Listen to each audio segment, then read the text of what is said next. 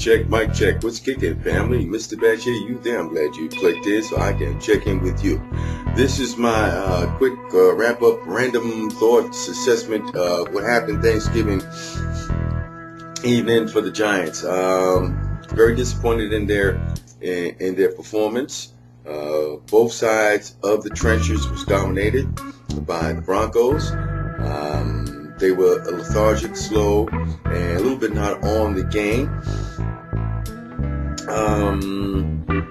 What else? That was a pretty tough game. I had spoke about how they would come out, that they're being road warriors. It seems that they, didn't make the trip to the walkthrough. I don't know. This whole year, like I have been saying, since the start of the year, the Giants coming in with the wideouts that they have, but Kevin Gilbride needs to, slow down on all that throwing like crazy and establish the run. Now, most of you football people out there know that when they talk to, or if you know of, or when you hear or see, that when the linemen, your offensive linemen, really get into a rhythm is due to the run game.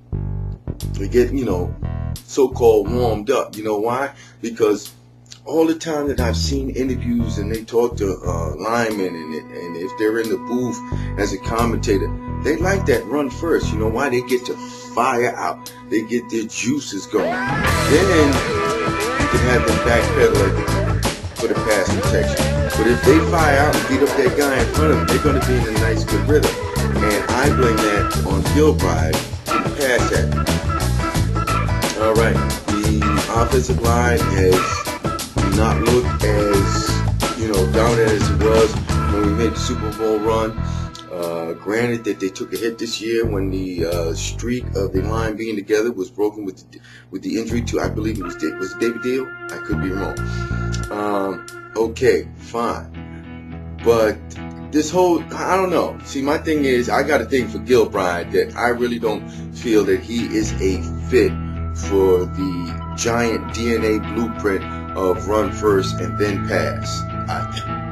I've always had a hard way to deal with that. But what happened was 2 years ago, we were so dominant on both sides of the ball, you could have tolerated that. Now that things have gotten further down the road, a little bit long in the tooth, you've got to compensate. Don't prove you can throw just to be throwing. The thing with the Giants is run. On the offensive line, on the defensive line, is the rotation. On paper, at the beginning of the year, we had such depth at the positions. It was like, oh man, I was salivating. I was like, yeah, I got to taste another way.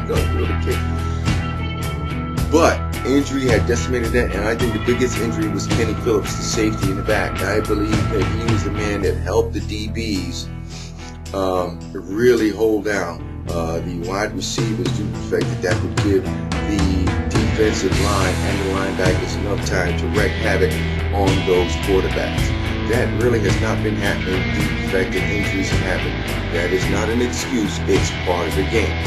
You have to get through that. You have to have enough people, in place to do that. And unfortunately, that has not happened for the Giants. So with that game, it was very disappointing. They took the loss. I gave props to the Broncos, and all hands on deck. All hands on deck. A lot of things have to happen for the Giants. They have control of this. They can do this.